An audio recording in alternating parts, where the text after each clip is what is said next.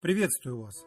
Хотя МАЗ-532 так и остался на стадии опытной машины и не стал серийным, совмещавший в себе две функции – лесовоза и среднего артиллерийского тягача, внимание военных спустя несколько лет он все-таки привлек. Именно в начале 1960 года конструкторскому бюро Минского автозавода под руководством Владимира Ефимовича Чвялева было дано задание от Министерства обороны для инженерного управления создать универсальный тягач, способный кроме основного предназначения перевозки тяжелых грузов и артсистем, выполнять также землеройные работы, такие как расчистка местности, строительство дорог и рытье траншей, совмещая в себе прочность, надежность и простоту.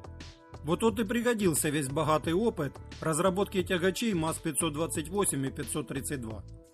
Новая машина, которая стала более мощной и тяжелой, чем предыдущие, получила новый индекс МАЗ-538. Тягач МАЗ-538 имел такую же, как и на МАЗах 528 и 532, короткую колесную базу, узлы и агрегаты которого были установлены на клепано-сварной лонжеронной раме. Силовым агрегатом, установленной в передней части, служил уже более мощный, V-образный, четырехтактный 12-цилиндровый танковый дизель мощностью 375 лошадиных сил D12А375, работающий в паре с планетарной трехступенчатой коробкой передач.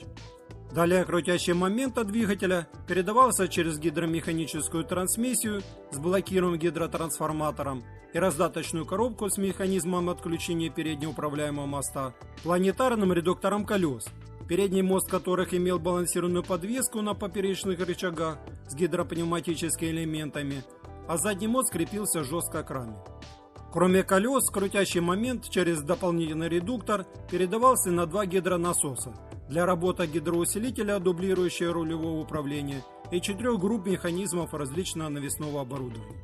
Новой интересной особенностью данного тягача стала возможность, не разворачиваясь, перемещаться с одинаковыми тяговыми усилиями в переднем и заднем направлении через реверсивное устройство трансмиссии.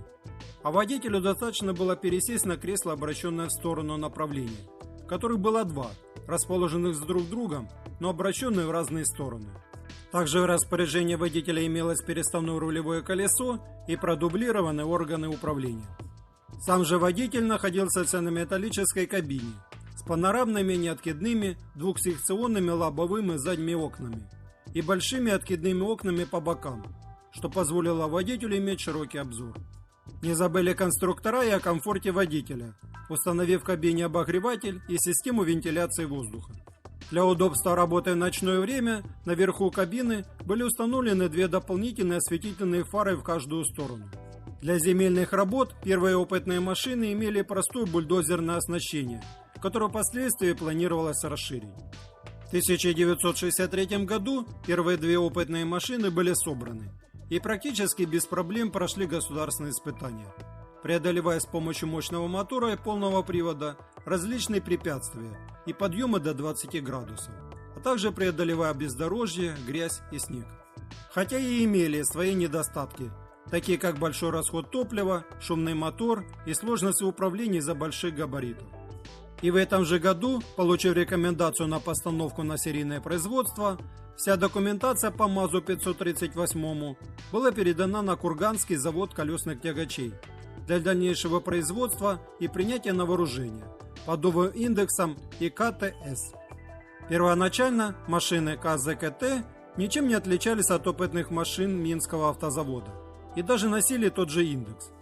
Но впоследствии в 1965 году на их базе на Курганском заводе создали целую серию инженерных колесных машин с увеличенной до 1,5 метра колесной базой, что позволило комплектовать его более крупным и мощным оборудованием, смонтированным на переднем и заднем навесе, а также получили новый дизель мощностью 525 лошадиных сил D12А525.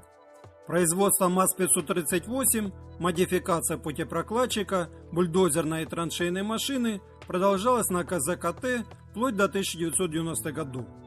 И хоть прошло немало лет с того времени, как последний МАЗ покинул территорию завода, некоторые экземпляры еще можно увидеть на дорогах.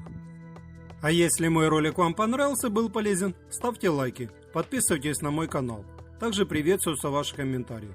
Желаю вам всего хорошего, до новых встреч!